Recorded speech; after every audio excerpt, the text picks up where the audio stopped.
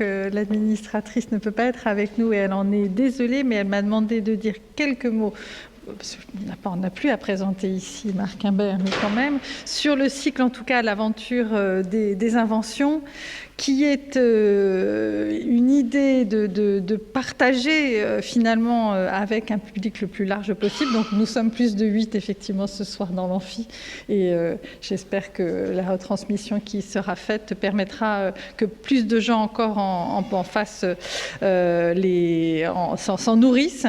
Mais l'idée c'est que donc nous partagions la formidable aventure des inventions du CNAM à partir d'un objet emblématique du musée des arts et métiers et donc l'expertise d'un enseignant-chercheur qui vous permettra d'en comprendre la dimension à la fois la profondeur historique et aussi toute l'actualité. Pour cette troisième et dernière conférence sur la physique de ce cycle L'aventure des inventions, nous sommes particulièrement heureux de donc présenter Marc Imbert, une figure emblématique du CNAM, qui va nous parler de ces constantes qui battent la mesure. C'est un joli titre et ça suscite, je trouve, de la curiosité. Physicien, professeur titulaire de la chaire de métrologie au CNAM, Marc Imbert est également président de l'Assemblée des chaires de notre établissement et titulaire de l'Académie des technologies. C'est un conteur de la physique atomique et quantique, un poète de la métrologie, du rayonnement, des températures et des masses. Et donc, cher Marc Imbert, merci d'avoir accepté de faire cette conférence. Nous avons hâte de vous entendre. Quelques mots avant pour ceux qui vont vous succéder. En décembre, nous passons à la thématique de la chimie et de la biologie. Avec, n'oubliez pas, dès le premier jeudi du mois, ça sera le 7 décembre, une visite dédiée aux objets qui seront retenus sur ces sujets au Musée des Arts et Métiers. Et puis, le premier conférencier que nous aurons en décembre est Arnaud Fontanet, qui nous fera une conférence certainement passionnante sur un microbe, une maladie. Je rappelle qu'il est médecin épidémiologiste, chercheur en maladies infectieuses et tropicales à l'Institut Pasteur, professeur au CNAM titulaire de la chaire Santé et Développement. Et donc, rendez-vous ici même à 18h le jeudi 14 décembre. Voilà, merci beaucoup Marc. Et puis je crois que beaucoup d'entre nous ont eu l'occasion de l'écouter pendant cette période Covid, nous parler et nous rassurer sur un certain nombre de points, sur beaucoup de médias, je pense. Arnaud était quand même très impliqué dans la communication sur ce point. Merci pour cet accueil, cette introduction. Oui, je compte bien sur l'enregistrement, car en fait j'ai cours le jeudi à 18h, et j'ai décidé que cette séance était une séance enregistrée en hybride qui remplaçait un des cours et une des conférences. Donc certains élèves auront un petit quelque chose à faire sur ce que je vais présenter aujourd'hui. Mais on est sur de l'hybride, donc on est plutôt à distance. Alors, un mot sur le sujet que je vais essayer d'évoquer avec vous aujourd'hui, ces constantes qui battent la mesure. D'abord, c'est un sujet qui paraît en totale opposition avec l'image qui est retranscrite du prototype et des objets que j'ai apportés ici, qui sont des objets matériels, mais on va essayer de regarder un petit peu ça ensemble. Le deuxième point, c'est, bien entendu, dans l'enregistrement, vous aurez des courriels tels qu'ils sont écrits ici, et c'est avec plaisir que je réponds lentement, mais que je réponds aux questions qui me sont posées par courriel. Un mot d'abord sur ce qu'est la métrologie, puisque vous avez évoqué chaire de métrologie. Alors, les métrologues définissent eux-mêmes ce qu'est la métrologie, c'est ça qui est sympathique. J'ai pris la définition de la 8e édition de la brochure du Système international d'unité. Science de la mesure couvrant toutes les mesures effectuées à un niveau d'incertitude établi dans n'importe quel domaine de l'activité humaine. Autant être ambitieux. Alors Boutry, qui est un ancien professeur du CNAM, lui ne parlait pas de science de la mesure, mais d'art de la mesure. Et il disait l'art de la mesure, évidemment arts et métiers, c'est un petit peu plus compliqué. Chacun, quand on l'en prie, reconnaît que les chemins de la précision sont malaisés, que l'exécution de bonnes mesures demande volonté, habileté, patience. Puis après, on sentait le prof un peu perturbé, bien qu'il était le directeur du labo d'essai, mais bien peu prennent le temps d'apprendre ce qu'ils ont eux-mêmes déclaré nécessaire et difficile. Alors, je n'ai pas l'intention de vous apprendre ça ici. D'ailleurs, je n'ai pas l'intention et la prétention d'apprendre ça à mes élèves. Ce que j'essaie de leur apprendre, c'est à ne pas faire confiance aveuglément à un résultat de mesure sans se poser la question de savoir s'il a la moindre pertinence. En effet, mesurer, c'est d'abord une question de confiance. C'est une question de confiance qui est utile quand vous allez faire le plein de votre véhicule et que vous ne contestez pas le prix. Alors qu'honnêtement, vous l'avez acheté au litre avec un débitmètre qui marche autant à moins 20 qu'à plus 40 degrés, et sur aujourd'hui 100 €, excusez-moi, mais les 10 centimes, non. Un coup vous perdez, un coup vous ne perdez pas, vous gagnez. En fait, l'incertitude sur ce qui est affiché est socialement acceptable. De la même façon, est socialement acceptable les façons dont on va vous verbaliser avec un cinémomètre, les performances sportives que l'on va avoir sur différents sportifs, ou même l'invalidation de ces performances sportives. La mesure est là, prétendument objective, pour assurer la pacification des interactions sociales, le respect des lois, la loyauté des échanges. Nous avons besoin d'avoir confiance dans ces résultats. Bien entendu, au CNAM, on va d'abord dire que la mesure, c'est une question de produits et de process, de compétitivité, de développement technologique, de sécurité et durabilité du monde, pour pouvoir avoir confiance dans, finalement, ce qui va venir étayer les décisions, les évolutions technologiques ou les évolutions sociétales correspondantes. En santé, pour l'industrie. Bon, je n'ai pas mentionné les éléments, mais l'Airbus qui est ici quand même, vous savez qu'il est fabriqué avec des pièces qui viennent de différents pays. Il faut quand même les rabouter à 50 micromètres près, si vous voulez, ce qui est quand même quelque chose qui est un peu une performance en ce qui concerne les spécifications et leur transport. La mesure, pour les scientifiques, c'est la base de la construction scientifique. Si vous regardez bien, la construction scientifique, c'est j'observe, je modélise, c'est la théorie, théorein en grec, ça veut dire contempler, okay. Je prévois, je vérifie que ma prévision est réalisée par de nouvelles expériences. Souvent, ça ne marche pas, et quand ça ne marche pas, je modifie mon modèle pour faire en sorte que je prévoie ce qui va être fait. Mais il a bien fallu des résultats expérimentaux pour que Galilée, qui est l'homme de gauche, réalise les premières écritures de lois physiques sur la chute des corps, en montrant que les hauteurs de chute sont proportionnelles au carré des durées de chute libre. Il a bien fallu, et c'est une photo que j'aime beaucoup, alors je crois qu'il y a un laser là-dessus, etc., qui est ici, oui, mais alors évidemment le laser avec en plus le grand spot là, où vous avez deux scientifiques. L'un des deux, les scientifiques ont reconnu à droite l'une des lois de Kepler, c'est l'astronome Kepler, et l'autre. L'autre, c'est aussi un astronome, il s'appelle Tycho Brahe, il était en Asie centrale, et pendant 40 ans, il a observé les mouvements des planètes et des étoiles. Et il a noté, et il a mesuré. Manque de chance, il n'a pas trouvé les lois de Kepler. Mais si Kepler n'a pas 40 ans d'observation de Tycho Brahe, il a beau avoir fait quelques mesures lui-même, il n'a pas non plus la capacité à trouver les lois de Kepler. Ce qui veut dire qu'on est véritablement sur cette combinaison de mesures, modélisation, pour construire la science d'aujourd'hui et de demain. Et d'ailleurs, Boutry, toujours le même, le disait bien, il n'est pas possible de réaliser des expériences parmi les plus spectaculaires de la physique moderne. Alors moderne, on est quand même en 42 là, donc moderne 42, vous voyez ce que c'est, c'est le projet Manhattan, faut être très clair là-dessus, sans mesurer quelques longueurs, quelques durées, quelques masses, directement ou d'une autre manière. Alors, évidemment, je vais vous paraître un peu vieillot avec mes masses, mais il faut voir que ce sont des éléments d'où dérive tout le reste. D'où dérivent toutes les autres grandeurs qui font l'objet de mesures peut-être un petit peu plus savantes et modernes aujourd'hui. Dernier point que je veux évoquer de façon générale sur la mesure, n'oublions pas que dans tous les domaines, en fait, nous ne mesurons que des grandeurs qui sont représentées dans des modèles. Et que quand nous voulons caractériser un objet, nous effectuons une réduction drastique de la complexité de celui-ci. Je peux parler de la taille de ce bâtiment ou la largeur de cette pièce. Est-elle la même tout du long? C'est peu probable. À un niveau d'exactitude élevé, puis-je le faire? Oh, pas trop, parce que si vous voulez, quand on regarde véritablement de près, les surfaces entre lesquelles on va mesurer quelque chose sont plutôt du genre Himalaya, au point de vue rugosité, etc. C'est vrai aussi pour une pièce mécanique. Je vous dirai tout à l'heure qu'on matérialise le mètre aujourd'hui à 10-10, voire 10-11 près. C'est moins que la distance interatomique dans un cristal.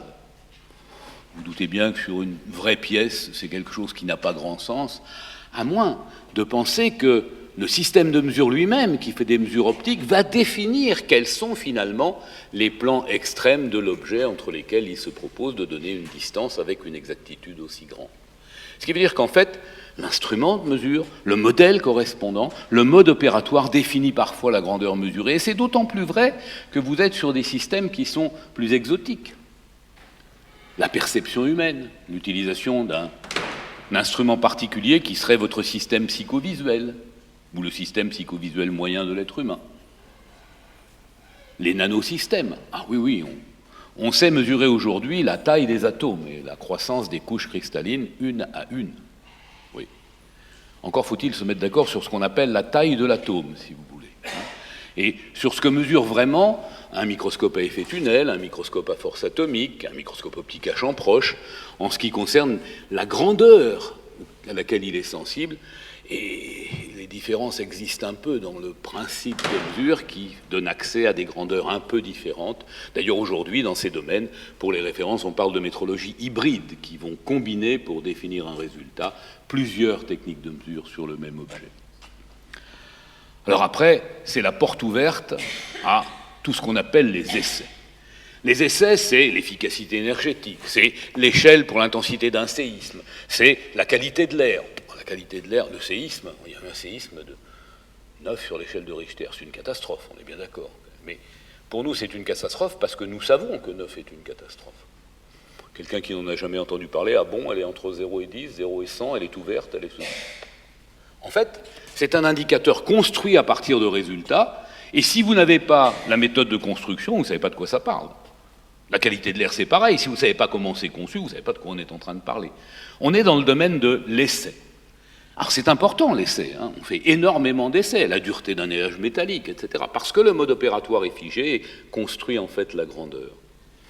Il y a des cas où on essaye de faire en sorte que l'essai se raccorde à des mesures directement. C'est le cas par exemple de la métrologie de l'apparence, sur lequel CNAM travaille beaucoup, pour déterminer la couleur, la texture, le caractère brillant ou non d'un objet, en corrélant les attributs visuels repérés par des observateurs entraînés à des grandeurs physiques directement mesurables, dans le détail duquel je ne vais pas rentrer, mais les fonctions de réflexion bidirectionnelle, des choses de ceci.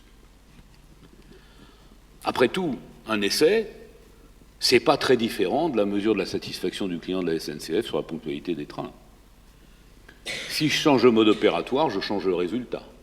Vous êtes d'accord qu'interroger, même avec le même questionnaire, les voyageurs à 7h30 à Saint-Lazare et à 11h, on n'a pas le même résultat.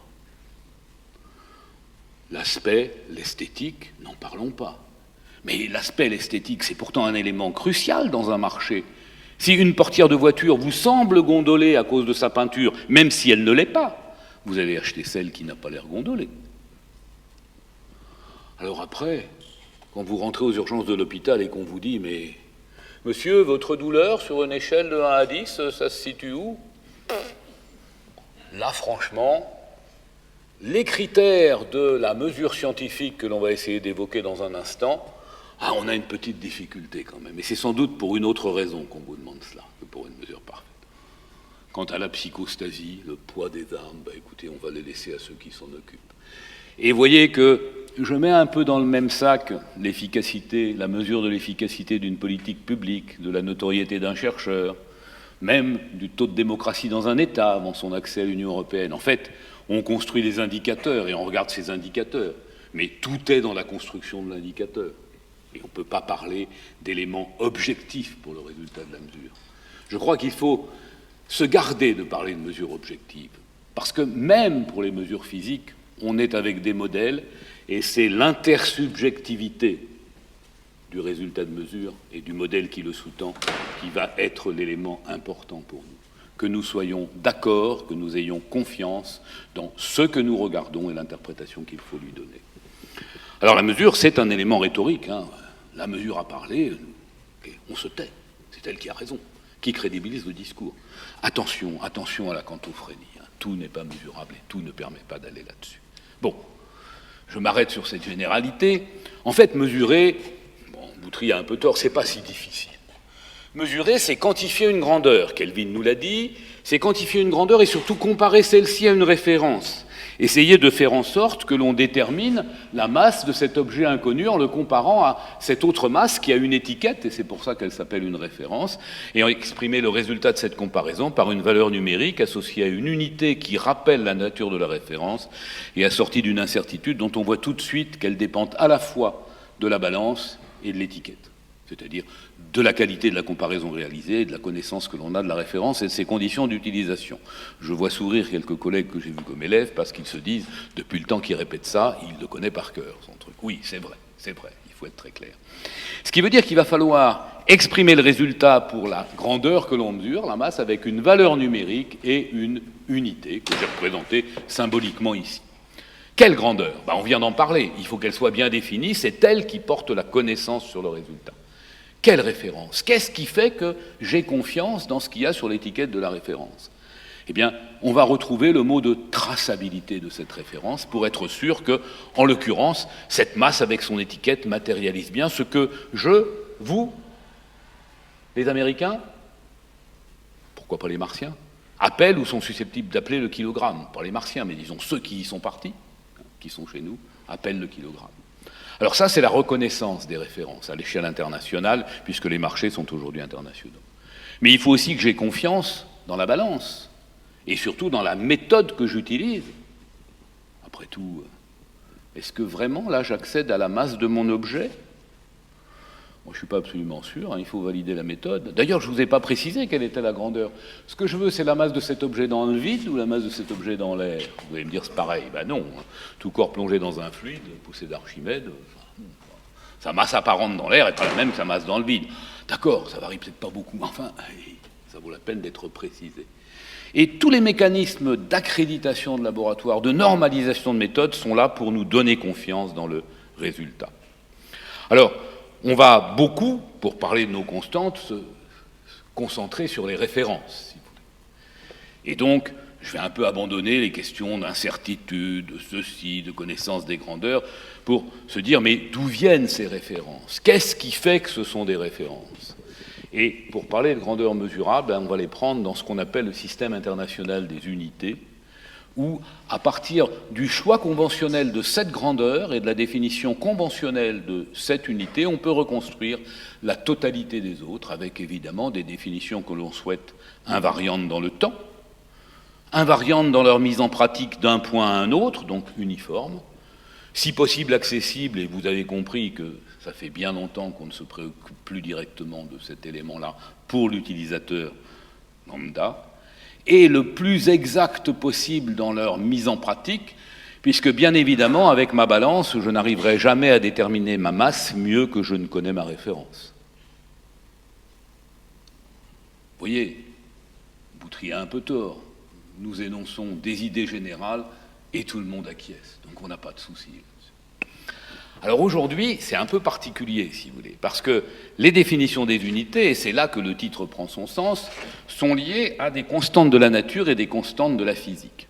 C'est-à-dire qu'on a transformé la relation qui est ici, une grandeur égale une valeur numérique et une unité, en disant, imaginons que j'ai des grandeurs dont je sois sûr qu'elles soient constantes. Si je leur donne une valeur numérique, ça fixe l'unité, puisque je sais que ça ne varie pas. C'est ça qu'on fait. On dit par exemple, la vitesse de propagation de la lumière dans le vide, je suis sûr, la théorie me dit que, le modèle me dit que, elle ne varie pas, ni dans le temps, ni dans l'espace, ni ceci, etc. En tout cas, c'est même pas faux. On n'a pas vu qu'elle variait, c'est tout ce qu'on peut dire. Je vais fixer sa valeur numérique, ça me définit l'unité de vitesse. Et pour peu que j'ai une autre unité, par exemple de temps, ça me définira l'unité de longueur. Voilà aujourd'hui comment est défini le système international. Alors, qu'est le CNAM dans tout ça? Pourquoi parler de tout ça au CNAM? Écoutez, je vais faire un tout petit peu de rappel sur le CNAM et finalement la métrologie. Et j'espère que ce ne sera pas trop triste. Volonté, habileté, patience. Si vous enseignez au CNAM, vous savez que ça caractérise pas mal vos élèves, ça, prendre le temps d'apprendre. Alors le CNAM, c'est 19 Vendémiaire en 3, vous le savez, il sera formé à Paris, un dépôt de machines, modèles, outils, dessins, descriptions et livres dans tous les genres d'arts et métiers, et on y expliquera la construction et l'emploi des outils et machines utiles aux arts et métiers. on déposera des références et on y expliquera la façon d'utiliser les références pour faire des mesures. Vous voyez qu'on est quand même en plein profil avec ce qui est énoncé ici. Et d'ailleurs, on trouve dans les collections des éléments qui sont bien intérieurs à la création du CNAM. Cette belle pile de Charlemagne, qui ne date pas de Charlemagne, elle s'appelle comme ça, qui était en fait un ensemble d'étalons de masse, on disait déjà poids, du début du XVIe siècle, ou de la fin du XVe siècle, et cette très jolie armoire qui est dans la portative, puisque c'est des bretelles qui sont ici, qui vous montre comment un vérificateur pouvait transporter des étalons afin, alors ça s'appelait des mesures à l'époque, on confondait la mesure, l'action et puis l'objet qui était un récipient mesure, si vous voulez, pour venir étalonner ou faire des mesures de liquide, qui était de l'huile à l'occurrence, etc. Je vous invite vraiment à aller voir ces pièces. Bon, alors la pile de poids de Charlemagne, non, vous la verrez pas, elle est dans un coffre, vous en verrez des copies, mais elle est dans un coffre dans les réserves visitables à Saint-Denis. Mais l'armoire, si, l'armoire elle est là, elle est dans les collections permanentes du musée. En fait, très rapidement, les unités, après la mise en œuvre du comptage dans le croissant fertile, il y a à peu près 8000 ans pour nos civilisations indo-européennes, ou quand, par exemple, on voulait confier un troupeau à un pâtre pour l'emmener vers de plus verts pâturages, on mettait des petites billes d'argile à l'intérieur de boules que l'on scellait pour savoir combien on lui en avait confié et combien, quand il revenait quelques semaines plus tard, on pouvait en exiger de lui. Éléments qui sont importants parce qu'ils sont à la naissance de la numération et à la naissance un peu de l'écriture associée à cette numération. Très vite, on s'est mis à mettre des signes sur des tables. Alors, ce sont les musées ethnologiques qui disposent de ces objets. Par exemple, la coudée de Gudée, qui a quand même servi sans doute à construire les jardins de Babylone, donc qui ne marchait pas si mal que ça, si vous voulez. Elle est au British Museum, elle n'est pas aux arts et métiers, il faut être très clair. Et puis très vite, on est arrivé à fixer des unités d'usage qui soient liées à l'être humain, à l'activité de l'être humain, ce qu'on appelle les unités anthropomorphiques. Vous avez tous fait du grec, métrone, crématone, pantone, crématome, métrone, andropos, il faut que je lise quand même, Protagoras, l'homme est la mesure de toute chose, et on parlait de lignes, de pouces, de pieds, etc., tous éléments qui, dans certaines unités d'usage pratique, sont presque parvenus jusqu'à nous.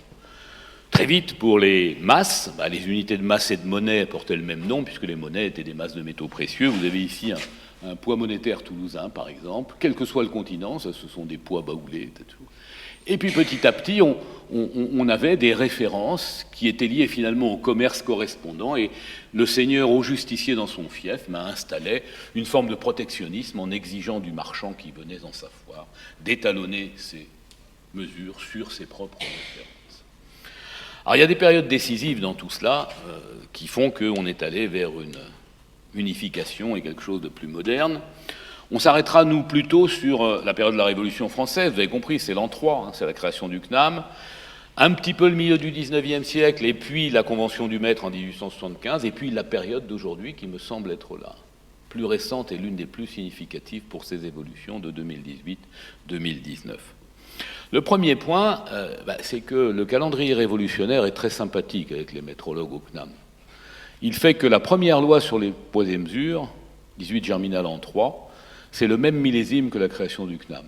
Alors c'est accidentel, Vendémiaire, Germinal, si vous transposez, ça fait 1794-1795, mais on ne va pas le faire, si vous voulez. Et c'est la loi que vous connaissez qui fixait le mètre à la 10 millionième partie du quart nord du méridien terrestre.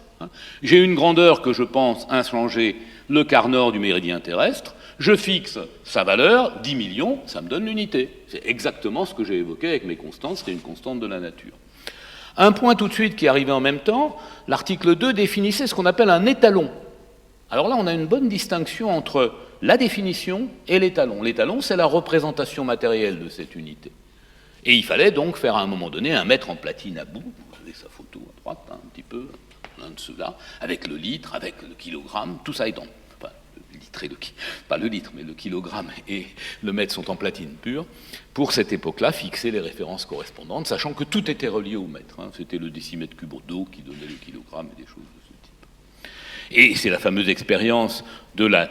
non pas mesure de la méridienne de France, mais détermination et étalonnage d'un objet sur la longueur connue de la méridienne de France, faite par Delambre et Méchain, dont je ne saurais trop vous recommander de feuilleter le rapport établi par Delambre, a posteriori, une décennie ensuite, qui est disponible sur le site de l'Observatoire de Paris, puisqu'il s'agissait d'astronomes, et que le CNAM n'était pas encore engagé dans ces domaines liés à la métrologie à ce moment-là. C'est une innovation technique, le cercle répétiteur de Borda, qui permettait de mieux mesurer les angles nécessaires à la triangulation, qui a permis d'obtenir cette représentation optimale, 10-4 près à peu près, c'était pas si mal que ça, du mètre méridien par une comparaison avec une longueur calculée entre Lieusaint et Melun, dont vous pouvez retrouver les traces encore aujourd'hui dans ces communes de banlieue. Un peu plus tard, et j'avais prévu de donner à Bénédicte Fauvard-Cosson, je lui ai envoyé tout à l'heure, elle m'a dit qu'elle ne venait pas, un exemplaire de ce document. Le CNAM hérite du dépôt central des étalons et prototypes, confiés par la Seconde République naissante. On est en 1848. Alors c'est assez spectaculaire, vous voyez, la lettre là est adressée aux citoyens administrateurs du CNAM, on est vraiment dans le début de la République. Je te confie la responsabilité du dépôt et prototype. J'ai aussi les copies des lettres de réponse qui expliquent 2 ans plus tard, oui c'est très bien, mais pour faire ce que tu me dis, il va me falloir de l'argent, donc je te demande telle somme et ça. En fait, il n'y a que ça comme échange, peu d'échanges techniques, mais des échanges financiers sans arrêt à ce sujet-là. Et le CNAM a entrepris un gros programme de vérification des étalons de tous les arrondissements de la République. Tous les arrondissements de la République, enfin je dis le CNAM, puis le SIAM, parce que très vite c'est devenu le Conservatoire impérial des arts et métiers. On était sous l'Empire. Et on arrive en 1875, la Convention du Mètre, un traité international qui régit encore aujourd'hui la métrologie mondiale et qui constitue l'un des plus vieux traités toujours vivants. Vous voyez, j'hésite à dire le plus vieux, mais personne ne m'a donné, à part celui qui lie la France et la Bretagne, mais qui me paraît un peu obsolète, un traité toujours vivant, encore actif. Alors, il résulte des expositions universelles, où les différents pays se sont accordés à voir qu'il fallait des références communes pour pouvoir avancer sur les technologies. Il instaure un mode de gouvernance où, bien sûr, les diplomates décident, mais les scientifiques préparent, avec tout un tas de comités particuliers. Et surtout, il va complètement modifier les définitions liées à la loi de Germinal-Lantre 3, en disant « moi je suis pragmatique, j'ai besoin d'étalons, je n'ai qu'à prendre des étalons particuliers comme référence, plutôt que de rêver de me rapporter pour des questions d'uniformité et d'universalité à des constantes telles que le méridien terrestre, dont on s'apercevait d'ailleurs que finalement il n'était pas si fixe que cela, puisque la position du pôle Nord, comme vous le savez, est un peu variable sur l'écorce terrestre. Alors on crée toutes les instances correspondantes, vous trouverez tout sur le site bipm.org, Bureau international des poids et mesures, vraiment tout. C'est le plus beau site sur la métrologie qui puisse exister. Et beaucoup plus tard, en 1999, on y reviendra, on créera une lourde infrastructure pour que les actions métrologiques faites dans les différents pays soient reconnues équivalentes, ce qu'on appelle un arrangement de reconnaissance mutuelle, qui lèvera tous les obstacles aux échanges liés à des raccordements de mesures. Les comparaisons correspondantes qui étayent cet accord ont des résultats qui sont publics et qui vous permettent de savoir quelles sont les performances atteintes dans les différents pays. J'y reviendrai, mais revenons un peu sur la Convention du Mètre, parce que c'est toujours amusant de voir comment, à partir des expositions universelles, où on crée des groupes de travail qui sont notamment pour les expositions universelles à Paris liées au poids, mesure et monnaie. Les monnaies ne sont toujours pas décrochées, la loi Germinal-Lantre 3 parle du franc, il faut être clair aussi, et qui justifie sans doute qu'à cette époque-là, le CNAM a pu ramasser un nombre d'étalons de différents pays, de différentes contrées, qui remplissent des tiroirs entiers, d'armoires entières aux réserves du Musée des Arts et Métiers. Ça, c'est quelque chose qui est impressionnant, la variété d'étalons de toutes sortes, mais beaucoup de masses, de longueur, d'angle, ceci, dont dispose le point. Cette conférence diplomatique comprenait 20 États participants. Alors on ne voit pas bien, mais ce que j'ai marqué avec la flèche ici, c'est un nom qui s'appelle le général Morin. Général Morin, c'est le directeur du Conservatoire des Arts et Métiers à cette époque-là, et c'est l'un des délégués. Deuxième élément amusant pour cette conférence diplomatique, vous y trouvez un plénipotentiaire des États-Unis d'Amérique. Alors vous y trouvez un délégué de la Grande-Bretagne, mais pas de plénipotentiaire. Ça annonce déjà le fait que sans doute, du côté Grande-Bretagne, ça va peut-être pas se concrétiser. Et effectivement, un peu plus tard, lorsqu'on signe la Convention le 20 mai 1875, il n'y a plus que 17 signataires au lieu des 20 participants. Et bon, vous pouvez chercher un peu, mais on va passer là-dessus. La Grande-Bretagne n'y est plus. Il y a quand même les États-Unis d'Amérique qui sont ici. Alors ça, c'est le texte. Évidemment, le texte a été tapé. Vous remarquez d'ailleurs que dans le texte manuscrit, comme c'est en France qu'elle est gardienne du traité, le président de la République française est en tête, mais dans le texte tapé, il est revenu dans l'ordre alphabétique de la République. Et c'est à nouveau la République. Les hautes parties contractantes se mettent d'accord pour l'uniformisation des poids et mesures. Le siège est à Paris. La présidence est confiée au président de l'Académie des sciences. Et la France devra fournir un bâtiment. Alors elle le fournit, c'est le pavillon de Breteuil. Le voici au moment où il a été fourni, sur la colline de Saint-Cloud. Vous savez, le fameux pavillon de Breteuil du château de Saint-Cloud.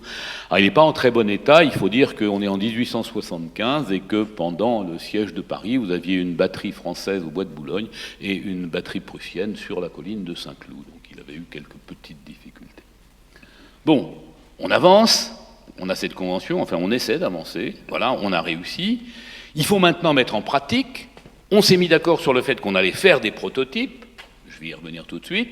On crée une commission internationale du maître, où on va retrouver Morin, bien sûr, c'est l'homme qui est en haut. On va retrouver Tresca, qui est professeur de mécanique au CNAM, d'abord démonstrateur, puis professeur de mécanique au CNAM. Et on retrouve dans cette commission, si vous voulez, on n'est pas sur n'importe qui. Le Verrier, je pense que vous connaissez le nom. Fizeau, vous connaissez le nom. Henri Sainte-Claire-de-Ville, vous connaissez le nom aussi, si vous voulez. On est sur... Et les autres, je les connais moins, mais des grands scientifiques sur cet aspect-là. Alors, l'histoire a été très bien décrite par mes collègues du laboratoire HT2S, du CNAM, notamment Loïc Petit-Girard, et je crois que c'est un point important qu'on peut voir, que ces 26 pays, parce que du coup maintenant ils sont 26, il y en a une centaine aujourd'hui dans la Convention du Maître, ils sont 26, vous allez me dire 100 c'est pas beaucoup, c'est pas le monde entier. Oui, un traité, une convention, il faut payer, si vous voulez. 100 c'est déjà beaucoup plus que le nombre d'États solvables de la planète, donc le système international est en vigueur dans quasi tous les pays, quasi. Et très vite, d'ailleurs, le Royaume-Uni rejoint la Convention du Maître en 1884. Donc on est quand même il y a plus de 140 ans. Et cette commission, elle va se mettre à travailler, à faire des mètres. Alors, on fait des mètres, on fait le prototype international qui ressemble beaucoup à ce qui est ici, un petit cylindre en alliage de platine et d'iridium qui fait à peu près 39 mm de hauteur et 39 de diamètre afin de minimiser sa surface sur une forme cylindrique, parce que la contimation se fait à la surface.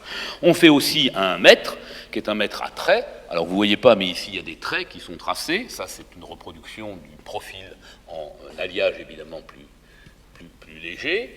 Il doit être posé sur des rouleaux pour éviter de flamber quelque part, et le profil a été calculé par un mécanicien ici qui s'appelle Tresca, justement, au CNAM. Le nom de Tresca est d'ailleurs sur la Tour Eiffel, parmi les savants qui sont honorés à cette époque-là. Alors ce qui est spectaculaire, c'est que ce profil fait que, sous l'effet de la masse, il existe sur la surface sur laquelle on a placé des traits, ce qu'on appelle une ligne neutre en mécanique, c'est-à-dire une ligne exempte de déformation malgré les contraintes. Mais ce qui est intéressant, c'est que le concept de ligne neutre, quand Tresca fait le calcul du profil, n'est pas inventé. Vous avez compris que c'est un argument que j'utilise quand j'essaie de demander de l'argent pour mon laboratoire à un bailleur de fonds de physique fondamentale pour lui expliquer que la métrologie pratique permet de faire des avancées scientifiques et techniques. Mais c'est quand même un point qui me paraît digne de retenir l'attention. Alors, en fait, l'histoire garde la trace de plusieurs dizaines de mètres et de kilogrammes étalonnés par et avec le CNAM en attendant que le Bureau international soit réparé et devienne opérationnel pour le faire. Juste après, 1901, je dirais, dans tous les pays, on a créé des instituts de métrologie, en Allemagne, au Royaume-Uni. En France, on crée au CNAM un laboratoire d'essai qui restera à l'intérieur du CNAM de 1901 à 1978. Boutry le dirigera. Tellement important que dans l'entre-deux-guerres, il occupe, 2 tiers, 3 quarts, on ne sait pas trop, des personnels du CNAM.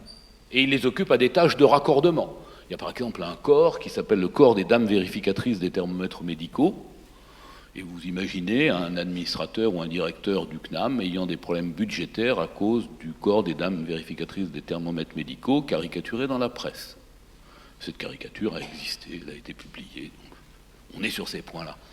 Et puis, le LNE prend de l'ampleur, il devient un EPIC autonome en 1978, en héritant des bâtiments construits pour le CNAM dans le 15e arrondissement, qui sont ici, qui sont très très beaux bâtiments, évidemment. Grandeur 3e République, livrée sous la 4e, on va dire ça comme ça, mais avec des locaux bien adaptés à la métrologie. Et il est devenu aujourd'hui le coordinateur de la métrologie française, auquel le CNAM appartient, puisque c'est un élément fédératif. Après, il ne passe plus grand-chose au CNAM, directement, ou en tout cas ça avance très lentement, pour le côté le plus amont. Il y a quand même un professeur de physique qui s'appelle Jules Viol, dont je ne peux pas ne pas parler, car on a beaucoup de ces objets qui sont au musée, en particulier pour la mesure de rayonnement solaire et autres. Alors qu'a une particularité, c'est qu'il a réalisé le rêve de tous les métrologues. Il a, à un moment donné, pendant quelques dizaines d'années, donné son nom à une unité.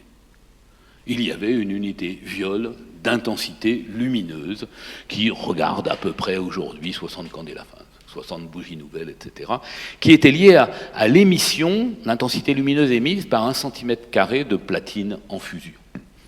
Et puis en 1932, il y a un premier cours de métrologie, on crée une chaire en 1967, qui a eu 2 titulaires jusqu'à présent, André Alizzi, mon prédécesseur, et moi-même. Il y a un institut de recherche qui est créé au moment de la séparation avec le LNE, et puis un laboratoire commun avec le LNE sur les aspects les plus amont, qui est toujours vivant aujourd'hui. Et enfin, last but not least, le premier, et pratiquement le seul, docteur honoris causa du CNAM en sciences et techniques industrielles, est un métrologue, et c'est Terence Quinn qui est représenté ici. Alors sur le plan national, la métrologie se structure autour d'un bureau national de métrologie, d'abord agence d'objectifs, puis élément du ministère de l'Industrie, puis groupement d'intérêt public. Le CNAM est évidemment membre de tout cela avant que ce soit repris par le LNE. Alors j'avance un peu et je reviens un peu aux unités, si vous voulez, mais c'est pour vous donner un peu le contexte et pourquoi au CNAM on s'occupe, au musée on s'occupe de métrologie, on va retrouver un thème permanent, instrumentation, dans l'exposition permanente. Il y a aussi des expositions. L'aventure du maître, 1989. Tiens, c'est quand j'arrivais, j'étais content, je voyais immédiatement comment ça se traduisait le couplage avec le maître. Alors, qu'est-ce qui s'est passé et quelles étaient les unités avant la révolution de 2018-2019 ? Révolution tranquille, je vous rassure. Mais d'abord, vous avez fait un peu d'histoire des sciences. Vous savez qu'à la fin du 19e siècle, Bohr, c'est celui qui est à gauche, Heisenberg, c'est celui qui est à droite, commencent à mettre en place, si vous voulez, la connaissance de la structuration des propriétés des atomes et des molécules, les édifices atomiques. Donc les raies spectrales, on connaît. Pour être très franc, la mécanique quantique, même la relativité, en 1925, s'est pliée. Et ça n'a pas beaucoup changé depuis, même si ça s'est beaucoup raffiné, etc. Mais les bases sont déjà jetées. Et la photo du congrès Solvay 1927, si on regardait en détail, on va y trouver tout le monde, Einstein, Marie Curie, etc. Enfin, véritablement, la science a avancé sur la physique atomique, sur la physique quantique, sur la physique relativiste, tout va bien. Que fait la métrologie ? Est-ce qu'on applique ce que dit Maxwell, plutôt à la fin du 19e et au début du 20e, en expliquant que si vous voulez vraiment des références qui soient pérennes, uniformes, invariables, il faut arrêter de prendre des prototypes, il faut aller les chercher dans ces belles choses que sont les atomes et les molécules, c'est écrit en anglais, mais enfin il faut regarder la masse des atomes et des molécules, leur longueur d'onde d'émission, leur période de vibration, et c'est ça qui va donner quelque chose de raisonnable, enfin faisons un peu de physique moderne. Alors, la réponse est claire, on garde le maître prototype, et pour que les scientifiques puissent travailler dans leur laboratoire, on leur invente une autre unité de longueur qui s'appelle l'angstrom, qui est liée à une longueur d'onde d'une radiation dans le mercure. Et pendant plusieurs décennies, on va vivre avec ces 2 unités qui ne sont pas bien comparées entre elles parce que, malgré les efforts de Michelson, l'interférométrie ne permet pas de transférer au macroscopique l'exactitude qu'on peut avoir avec les longueurs d'onde dans le domaine du microscopique. Que fait le monde à ce moment-là ? Première moitié du XXe siècle, vous savez, le monde, il ne s'occupe pas beaucoup de raies spectrales. Il construit des ponts, il construit des routes, il tire pas mal d'obus aussi, et donc il s'intéresse à des distances qui sont plutôt métriques et au-dessus qu'autre chose. Donc, il ne se passe rien, on ne change rien, jusqu'en 1960, où enfin on prend une définition du maître qui est à la Maxwell, en se raccordant à une longueur d'onde émise par un atome particulier, peu importe, c'est le krypton, sur une longueur d'onde et une transition particulière. Et puis, autant ne pas s'arrêter, un petit peu plus tard, en 1968, vous voyez, je commençais à être né là, et certains dans la salle aussi, donc on a connu ces éléments. La définition de la seconde, qui était astronomique avant, change également et devient la période d'un élément, un autre, le césium, sur une transition particulière, ce qui vous permet de matérialiser l'unité de temps. C'est encore aujourd'hui quelque chose qui ressemble à la définition de la seconde, malgré la révolution de 2018-2019. Du coup, on pense qu'on a terminé le travail. On peut essayer de mesurer la vitesse de propagation de la lumière dans le vide, C. Alors c'est une des premières formules que je vous montre, lambda égale C sur nu, C égale lambda nu égale lambda sur T, longueur d'onde sur période.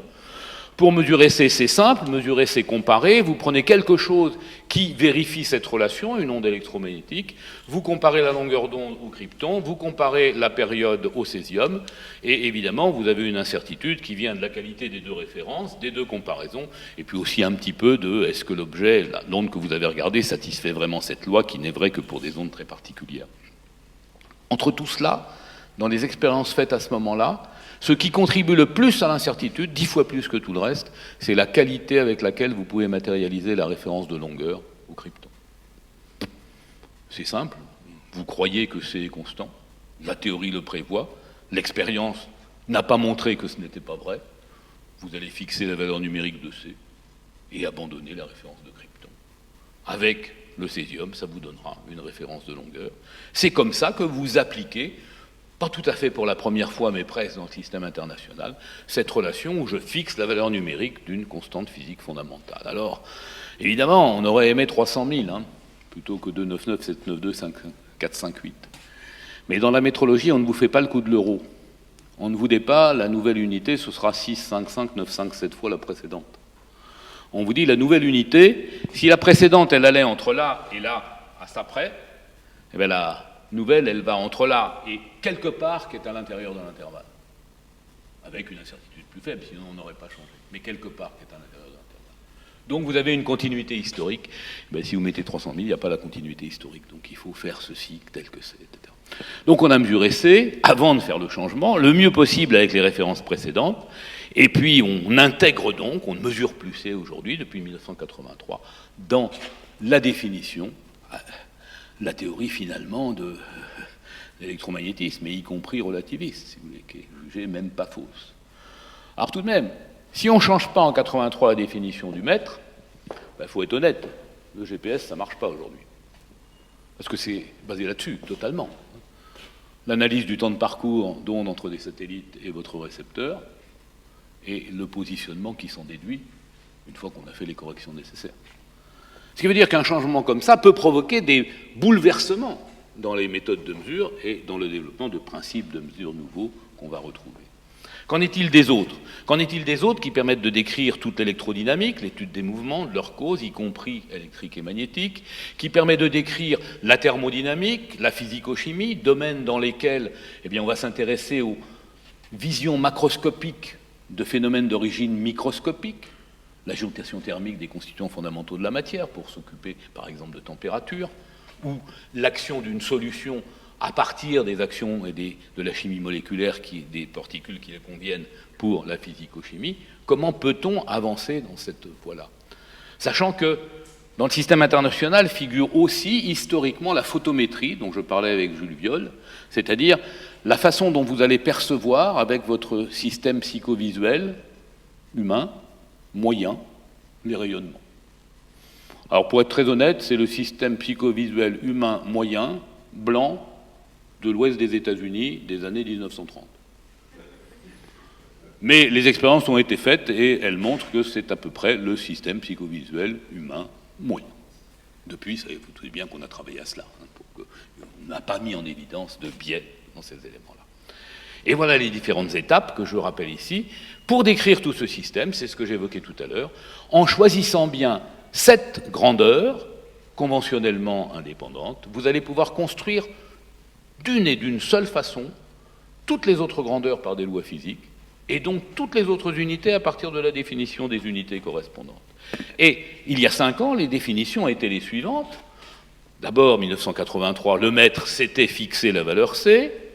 La seconde, on l'a évoqué, c'était une horloge atomique fonctionnant avec l'atome de césium.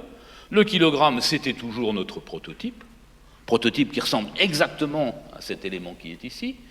Et donc vous voyez tout de suite que le transfert pose un petit peu de problème, parce que dès que j'en utilise un qui n'est plus en alliage de platine et d'iridium, mais dans un alliage inoxydable, c'est de l'alacrite, c'est même pas de l'acier inox, un particulier, vous voyez tout de suite qu'il a une grosse différence avec le précédent, qui est que comme il est moins dense, il est de volume plus élevé. Ah oui, mais s'il est de volume plus élevé, la poussée d'Archimède n'est pas la même. Hein.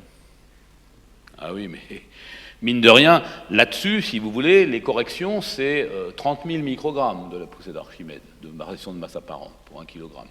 Ici, c'est 80 000 microgrammes, si vous voulez. Or, mes balances, mes comparateurs de kilogrammes, réussissent à comparer ces kilogrammes au microgramme près. Donc j'ai intérêt à bien connaître mes corrections, quand même. Hein. Or, connaître la densité volumique de l'air à 10-5 près, c'est un peu complexe, même si vous le mesurez avec l'indice. Et on va continuer, vous voyez, il y en a un autre à côté. Alors, l'autre à côté, je suis désolé, c'est une petite incise, ça risque de me faire déborder un peu le temps, hein, ceci. Mais enfin, comme on a un objet, on peut le regarder quand même. Alors, ça, je vais vous étonner, ça s'appelle un poids. Pourtant, depuis tout petit, vous enseignez à vos enfants, aux petits-enfants, attention, la masse et le poids, c'est pas pareil, hein, c'est autre chose, etc.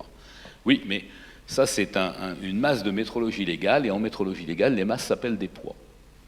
Pour une raison bien simple, c'est que vous ne pouvez pas les utiliser ailleurs que sur une balance, c'est-à-dire que dans un système de pesanteur.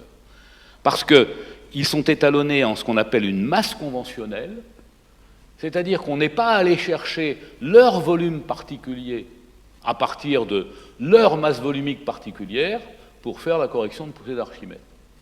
On a pris une masse volumique de leur matière, qui est la masse volumique standard des matières correspondant à celle qui est ici. Ce qui veut dire qu'une fois que la correction est faite, vous ne pouvez pas faire autre chose que les mettre sur des balances. Vous ne pouvez pas les utiliser, par exemple, dans un pendule balistique où vous allez utiliser cette fois-ci l'inertie de la masse plutôt que son caractère pesant. Pour appeler ça, on les appelle des poids. Je vous dis tout de suite, quand vous arrivez au CNAM, que vous avez fait de la physique avant et que vous n'êtes pas spécialiste de la métrologie des masses, votre collègue qui vous explique ça, il a intérêt à le répéter 2 fois, parce qu'on a un petit peu de mal à intégrer tout cela. Je ne suis pas absolument sûr de vous avoir tous convaincus, hein, mais enfin, je vous assure que c'est vrai. Je continue.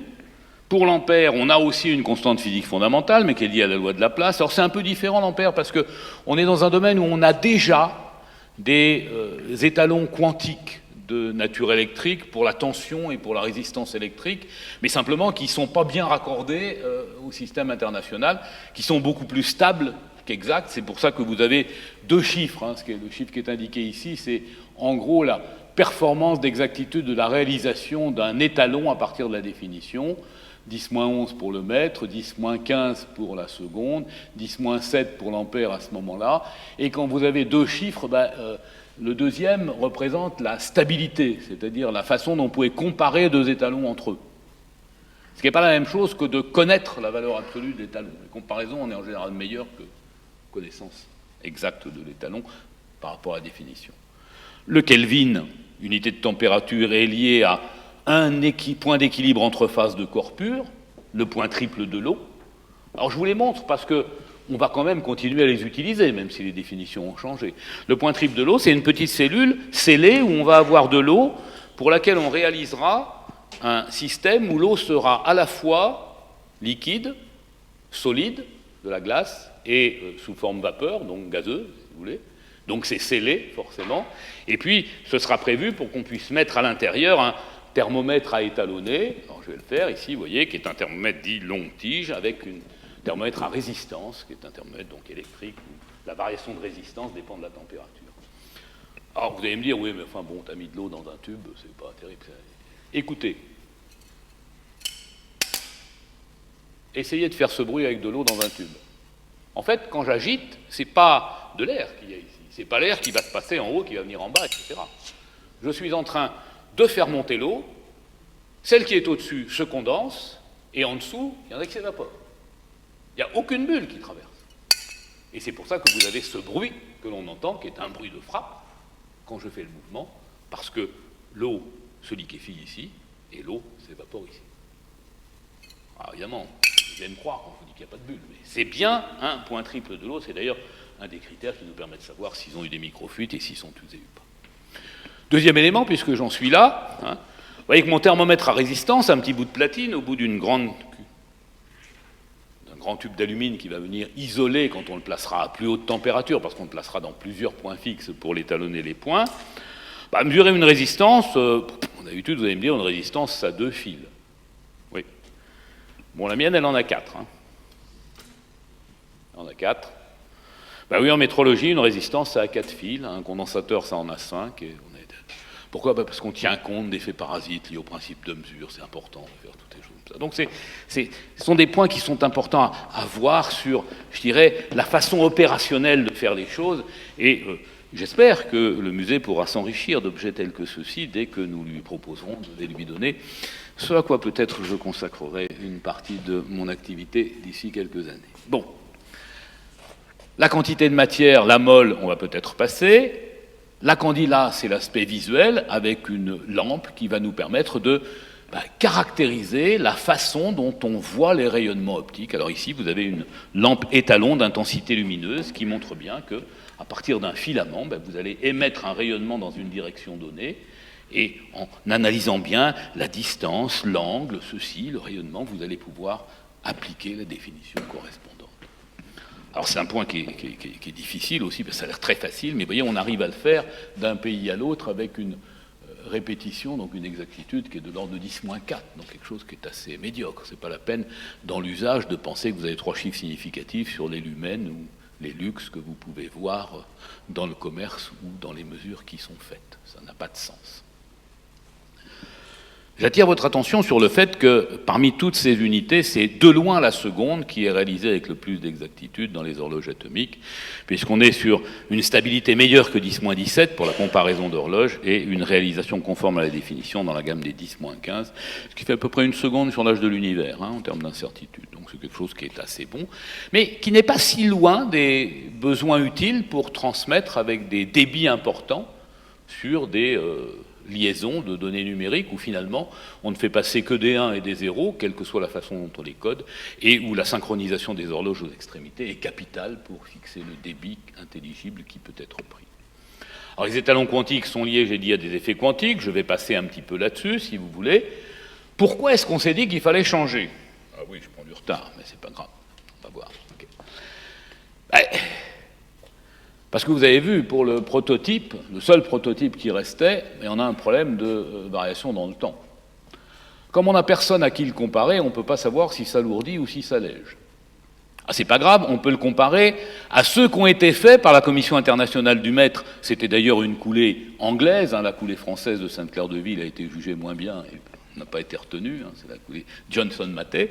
Johnson-Matthey est toujours le producteur de platine iridiée qui est utilisée dans la métrologie quand on a besoin d'un nouveau produit, plus de 120 ans après. Et donc on a regardé, en les rassemblant au Bureau international, comment ces kilogrammes originels avaient dérivé l'un par rapport à l'autre. L'un par rapport à l'autre, parce que dans l'absolu, ça n'a pas de sens. Alors évidemment, ils ne font pas tous 1 kilogramme.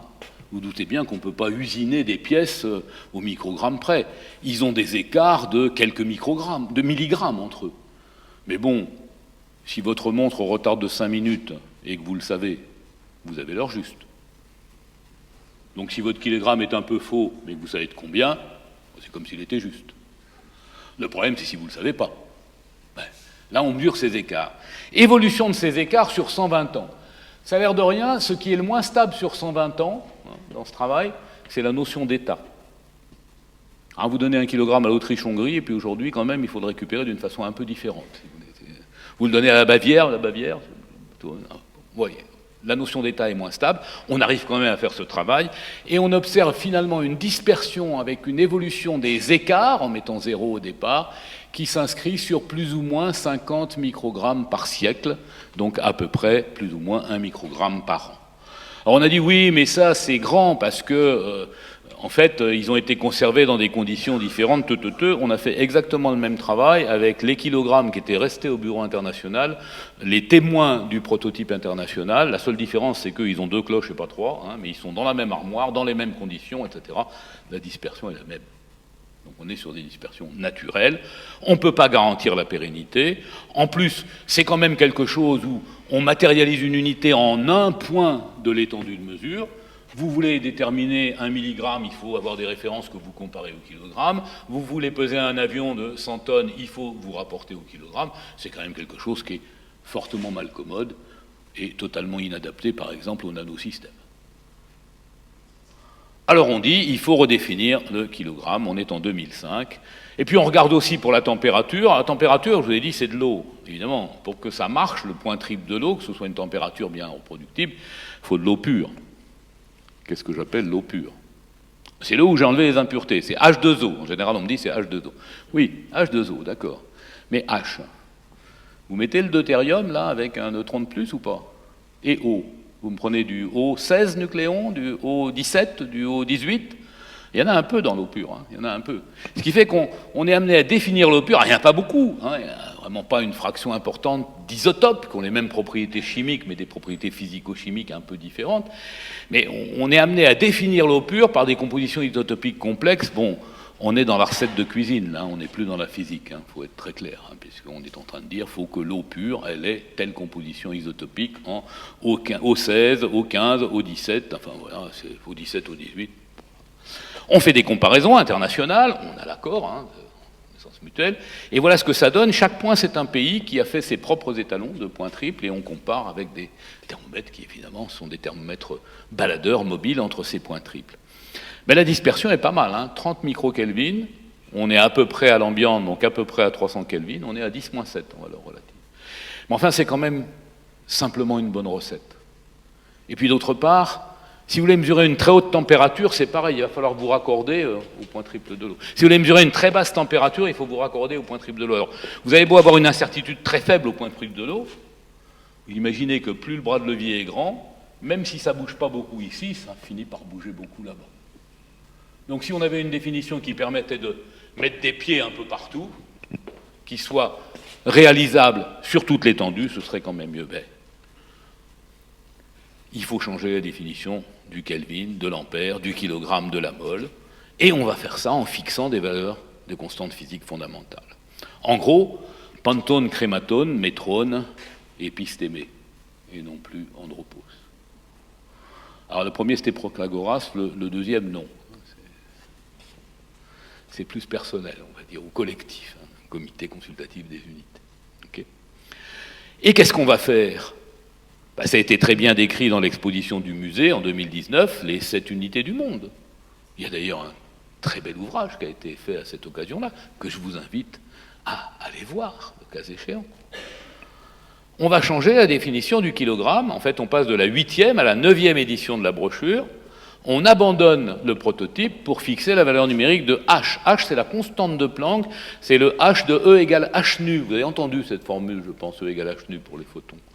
On va changer la définition de l'ampère en fixant la charge élémentaire, l'opposé de la charge de l'électron. On va fixer sa valeur numérique. On va changer la définition du Kelvin en fixant la constante de Boltzmann, le petit k. Petit k, vous en avez entendu parler aussi, c'est 3,5 de KT, hein, KT où T à la température, l'agitation thermique des constituants fondamentaux de la matière à l'équilibre thermodynamique à température T. Okay. Et puis le dernier, ben, peut-être vous pensiez que c'était déjà fait, on va fixer la valeur de la constante d'Avogadro. Bon, c'est quelque chose qui ressemble un peu à la douzaine 2, on va dire que ça fait 12, là c'est un nombre qui est un peu différent, qui est plus grand. Le rapport, en gros, qui va nous permettre de parler en mol des entités élémentaires pour les systèmes qui ont un grand nombre de constituants. Et à partir de là, bah, bien entendu, il faut, avant de faire ces changements, d'abord mesurer ces constantes. Et puis on va faire en sorte que les définitions ressemblent à la même chose pour les unités qu'on ne change pas. Alors, il y en a une, c'est facile, c'est fixer la valeur de C. Les autres, bah, on va prendre des constantes de la nature. On va dire je fixe la valeur de la fréquence de transition dans l'atome de césium. Ça revient un peu la même chose que de dire que la seconde est liée à un certain nombre de périodes de l'atome de césium. Je fixe le coefficient de proportionnalité entre la vision lumineuse par l'être humain moyen et puis les grandeurs énergétiques qui caractérisent le rayonnement qu'il reçoit. Et du coup, le système international, aujourd'hui, c'est ça. Cette constante, cette valeur numérique, telles qu'elles peuvent être précisées. Alors, Vous voyez, j'avais dit que ça passait pas quand on changeait d'ordinateur, mais bon, on m'a pas cru. Enfin, les modèles théoriques qui sous-tendent E égale H nu, mécanique quantique, qui sous-tendent 3,5 de kT, thermodynamique statistique, qui sous-tendent C, qui sous-tendent E, électrodynamique quantique, là aussi, etc., sont intégrés dans les définitions. On ne mesure plus les constantes, on les considère comme constantes. C'est même pas faux. D'ailleurs, ces théories, elles sont même pas fausses. On n'a pas mis en évidence de déviation de celle-ci. Et on est aussi relativiste, ça marche aussi. Après, on peut poser des questions là-dessus. Mais d'où viennent ces valeurs? Ces valeurs, elles ne valent pas 1. Les théoriciens aiment bien mettre 1. C'est plus commode après, dans les formules, dans les applications, etc. Mais 1, ce n'est pas la continuité historique, si vous voulez. C'est un système d'unité qui ne serait pas le même que le précédent. Si je commence à vous expliquer que la distance de Paris à Marseille, c'est 23,8, ça va être un peu difficile, si vous voulez. En tout cas, il va falloir plusieurs générations pour s'y habituer. Comme on dit, à la Révolution française, faire de la division décimale de toutes les mesures, il y en a qui ont essayé. Il y en a qui ont essayé, et pour le temps, ils ont eu des problèmes. C'est-à-dire qu'effectivement, on compte encore les durées en sexagésimales aujourd'hui, c'est-à-dire on s'est arrêté assez vite. Pour le reste, ça a marché, et ça marche même maintenant en Angleterre, aux États-Unis. Ça a un peu mis du temps, mais ça a bien pris le système décimal. Donc il a fallu mesurer ces constantes. Alors voilà les mesures de 2017 de la constante de Planck, avec des intervalles d'incertitude qui font que des mesures différentes dans différents pays sont cohérentes, ça se lit de haut en bas. Et en bas, on a le meilleur ajustement possible. Alors c'est intéressant, la constante de Planck, il y a une mesure française, qui est celle-là, elle est LN17. Bon, c'est pas la plus exacte, mais enfin c'est important parce qu'on voulait avoir au moins 2 mesures par des méthodes indépendantes et puis une troisième, et c'est la France qui a donné la troisième. Donc c'est quand même pas mal, même s'il est très incertain. Après, vous avez la même chose pour la constante de Boltzmann, et vous avez compris, c'est mon labo qui a fait ça, donc c'est pour ça que je vous en parle. Bon. Je ne suis plus directeur du labo, mais je l'étais à l'époque, quand même. Bon. Ça y est, c'est pas moi qui ai fait la manip, très clair. Alors après, vous avez la constante de Boltzmann, alors là, c'est beaucoup mieux parce que la France, elle est là, vous voyez, NE17, on est là, et il faut être honnête, c'est nous qui avons fait la meilleure mesure. C'est à Saint-Denis, c'est pas ici, c'est près que le CNAM aussi, et ça a permis de fixer les valeurs qu'on va mettre dans les définitions. Alors, avec quelle méthode? On va en parler dans un instant, parce que les méthodes qui permettaient de mesurer les constantes sont aujourd'hui qu'on a fixé les constantes, celles qui permettent d'étalonner des objets. C'est la même chose. Une mesure, c'est une comparaison. Si vous dites la référence maintenant, c'est autre chose, vous étalonnez l'autre. Ça marche dans les deux sens. Et donc, on a donné un feu vert pour faire ce changement de définition à Versailles en 2018, avec effet en 2019, le 20 mai 2019. C'est passé un peu inaperçu, il y a eu des articles dans la grande presse, mais enfin, d'un autre côté, ça n'a pas changé votre quotidien, puisque instantanément, la valeur numérique de la masse du prototype du kilogramme, elle est restée 1 kilogramme, avec que des zéros derrière. Mais avec une incertitude, ce qui était nouveau. Et peut-être dans le futur, elle va varier. À quoi ça sert? Maintenant, je peux faire une traçabilité directe, c'est-à-dire matérialiser l'unité en n'importe quel point de l'étendue. Et on va en donner 2 exemples. Ça veut dire que, par exemple, quand je veux faire un étalon de 100 microgrammes, qui étaient les plus petits étalons matériels dont on dispose, je n'ai plus besoin de faire les 200 comparaisons qui me permettaient de le raccorder avec fiabilité au kilogramme. J'ai gagné quelque chose. Si j'ai imaginé, bien sûr, une méthode de mesure innovante, une invention pour l'appliquer directement. Enfin, comme on l'a vu pour le GPS et la définition du mètre, rien n'empêche d'avoir de nouveaux principes de mesure. Et vous avez bien compris que les nouveaux principes de mesure, ceux qui sont intéressants, sont ceux qui vont nous permettre d'accéder à des masses, à des températures, à des pressions, toutes les grandeurs qui se déduisent de celles-ci, en se ramenant, si possible, à des mesures de fréquence, puisque les mesures de fréquence, la seconde, c'est ce que je fais le mieux. 10-15, et peut-être même encore mieux. Donc c'est tout bénéfice de pouvoir se raccorder à cela. Et c'est intéressant, E égale H nu. Nu, c'est une fréquence, vous voyez, donc je peux mesurer des énergies à partir de là. Si j'arrive à imaginer un principe tel que celui-ci. E égale MC2. Ah tiens, je peux mesurer des masses à partir de là. Si j'arrive à imaginer un principe de mesure où j'utilise C directement. Vous voyez, c'est ça l'idée. E égale KT aussi. Alors évidemment, il y a un petit défaut. Le petit défaut, c'est qu'avant, la définition du kilogramme, c'est l'unité de masse, il est égal à la masse du prototype international du kilogramme. Aujourd'hui, je vous l'ai écrite, la définition du kilogramme, c'est le kilogramme, symbole kilogramme, et l'unité SI de masse, il est défini en prenant la valeur numérique de la constante de Planck égale à... Bon, à l'école primaire, je ne suis pas absolument sûr. Donc on a un peu une pédagogie à inventer sur ces aspects-là. Et là, je vous ai mis le kilogramme, c'est sans doute le plus simple. Les autres, c'est plutôt pire. Les définitions, explicit constant definition, comme on dit, sont quand même un petit peu complexes à appréhender. Il faut être honnête, en dessous de ce qu'on appelle la licence de physique, ça va être un peu difficile quand même. Or, c'est pas... Quand j'étais au comité consultatif des unités, j'avais l'impression que tous mes collègues étrangers vivaient dans des pays où tout le monde avait une licence de physique, si vous voulez. Au CNAM, c'est pas vrai. Nos élèves, c'est pas vrai. Il faut qu'on soit un peu astucieux. Même en métrologie. Alors maintenant, qu'est-ce qu'on fait? D'abord, comme je vous l'ai dit, les effets quantiques de la métrologie électrique, regardez, c'était une tension qui s'exprimait déjà en fonction d'une fréquence avec l'effet Josephson. Et les constantes, c'est un entier H et E. Ça, c'est formidable. Je suis en train de mesurer directement une tension en fréquence. La résistance, c'était encore mieux. Ça fonctionne avec ce qu'on appelle l'effet Hall quantique. Josephson et von Klitzing ont d'ailleurs eu le prix Nobel, tous les deux, pour voir ça. C'est un entier, et puis le rapport H sur E au carré. Maintenant que H et E sont fixés, mesurer une résistance, c'est mesurer un entier. Bon, la manip n'est pas très simple. Cela dit, je pense qu'on pourrait avoir au musée des étalons Josephson et des étalons d'effet Hall quantique, parce qu'il y en a déjà eu plusieurs générations, et ça commence à être intéressant à regarder la façon dont ça évolue. Alors en plus, on peut voir que ceci est cohérent, et quand vous avez un étalon de tension et un étalon de résistance, là, on est revenu à la classe de première, vous avez U et R, pour faire un étalon de courant, vous appliquez U égale RI, la loi d'Ohm. Eh bien, on l'a fait, et ça nous permet, pour matérialiser les courants, de gagner par rapport à la qualité des références précédentes 2 ordres de grandeur. Alors, par des méthodes différentes, suivant qu'on est à des courants un petit peu plus élevés, de l'ordre du milliampère, ou des très très faibles courants. Mais à chaque fois, c'est instantanément, quasiment 2 ordres de grandeur de gagner sur les références électriques.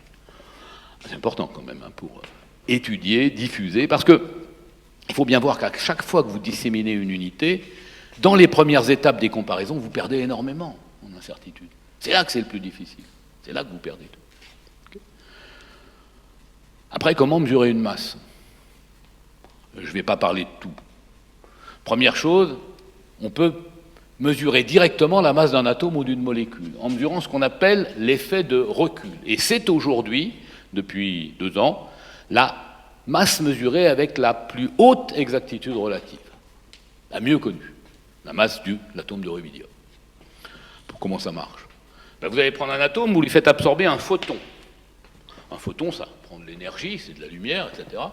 Mais c'est comme un ballon de rugby, si vous voulez. Si je vous l'envoie, vous allez prendre le ballon et vous allez reculer si vous étiez immobile, parce qu'il transporte aussi ce qu'on appelle la quantité de mouvement. Là, c'est pareil avec le photon, il y a de la quantité de mouvement. Donc votre atome, il va être mis en mouvement. Mis en mouvement avec une quantité de mouvement du photon, h nu sur c, divisé par sa masse, h nu sur c, égale mv. Okay. Si vous mesurez sa vitesse, c'est gagné. Or, sa vitesse, c'est des mètres et des secondes, 10-11. Voilà le principe, aussi simple. Alors, un petit peu plus compliqué, on mesure la vitesse par interférométrie atomique, évidemment, ce n'est pas cet aspect-là, mais vous avez vu l'idée. H nu sur C, il y a H et C, il y a une fréquence, je la maîtrise, égale mv, je mesure la vitesse. Alors la vitesse, je la mesure, là encore, par des mesures de fréquence, en regardant l'effet Doppler, en faisant de l'interférence atomique, par d'autres principes, mais c'est de la cinématique. Vous avez des tas d'autres façons de mesurer les masses. Il y en a une qui est assez marrante, c'est ce qu'on appelle la balance de Kibble. La balance de Kibble, c'est quelque chose où vous allez peser en fait une force électrique. Alors ça aussi, c'est un peu la classe de première, mais bon, la classe de première scientifique, ça. Un circuit parcouru par un courant, plongé dans un champ magnétique, ça subit une force. Et la force, elle s'appelle BLI. B, c'est le champ, L, c'est de la géométrie, I, c'est le courant. Vous mettez un point en face, MG. Après, vous prenez le même circuit, vous coupez le courant, et vous le déplacez dans le même champ magnétique. Un circuit qui se déplace dans un champ magnétique, ça crée une tension, une force électromotrice. C'est de l'induction. C'est comme ça que marchent les moteurs électriques. C'est connu depuis longtemps, on va dire. C'est de la physique classique. Okay, et la tension que vous avez, la force électromotrice, c'est BLV, où V est la vitesse de déplacement.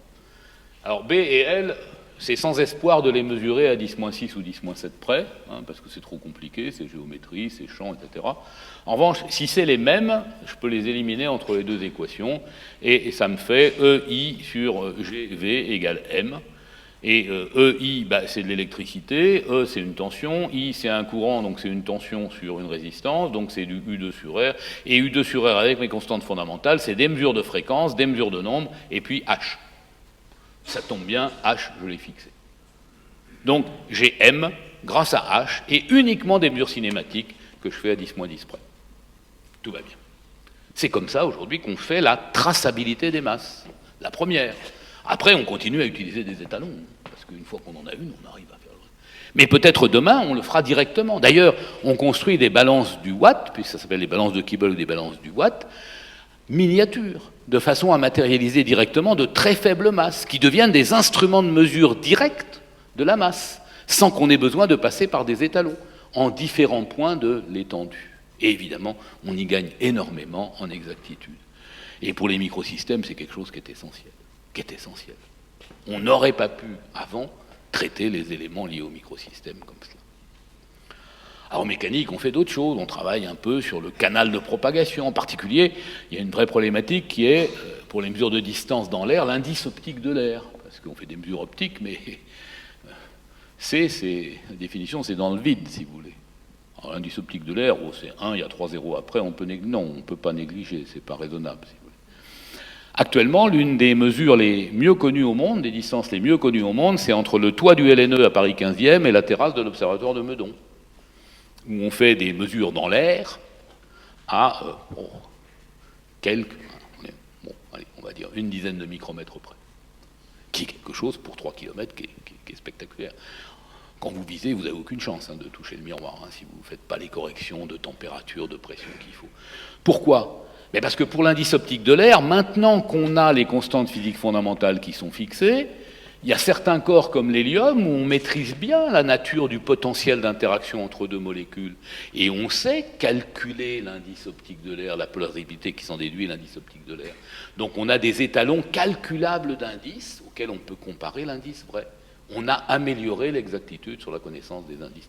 Inversement, comme on pratique, ça va dépendre de la pression et de la température, on peut même en faire des mesureurs de pression ou des mesureurs de température. Alors, c'est pas encore très opérationnel tout ça, mais c'est pour vous donner une idée de tous ces principes nouveaux physiques que l'on peut avoir, toutes ces inventions nouvelles.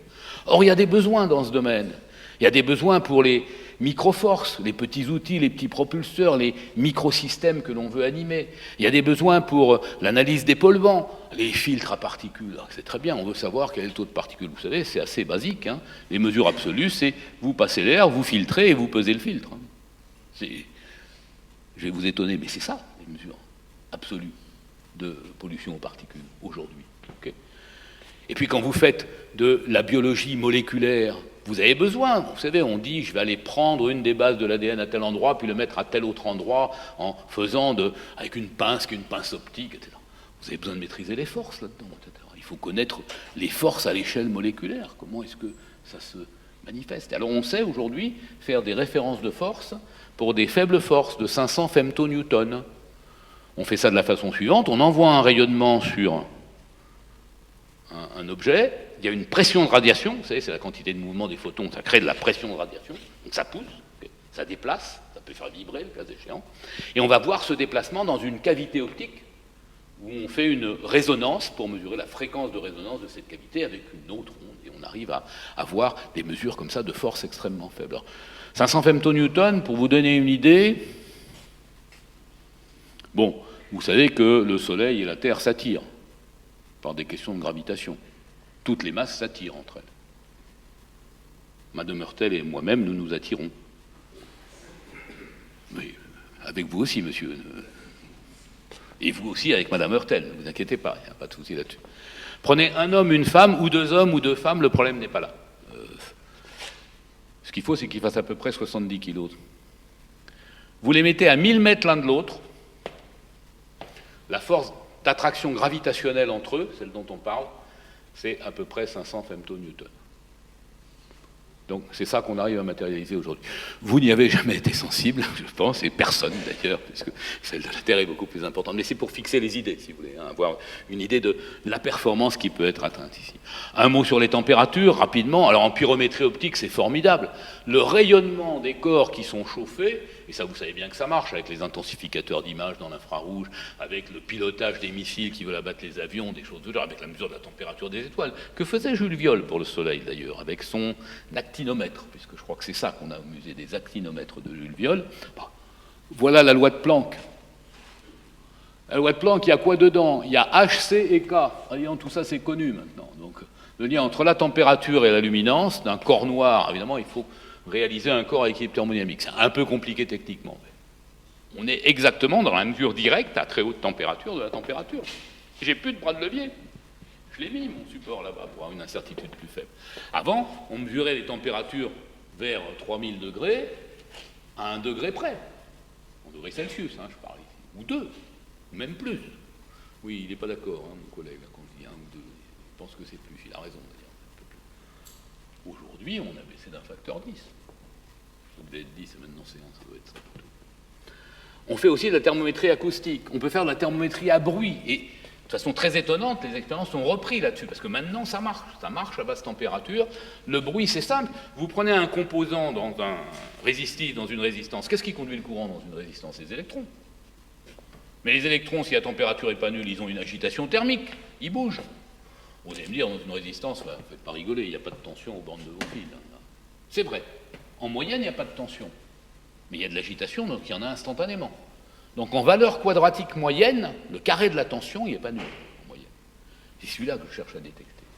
Je cherche à détecter par des phénomènes magnétiques, en passant avec des squids pour voir ces phénomènes magnétiques de couplage, et j'arrive à en déduire la température.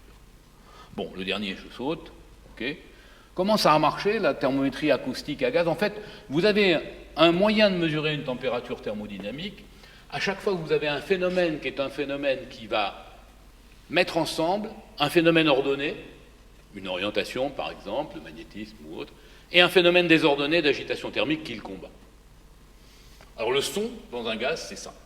Le son dans un gaz, ça se diffuse, pourquoi? Parce que les atomes, de proche en proche, ils se parlent. Ils savent que l'onde de pression, qui est l'onde sonore, en fait, arrive, parce que y en a qui sont un peu plus avant des autres et qui vont dire ça va arriver. Et le son, donc, diffuse. Donc que la vitesse du son soit liée à la température et à la constante de Boltzmann, l'agitation thermique, c'est pas étonnant.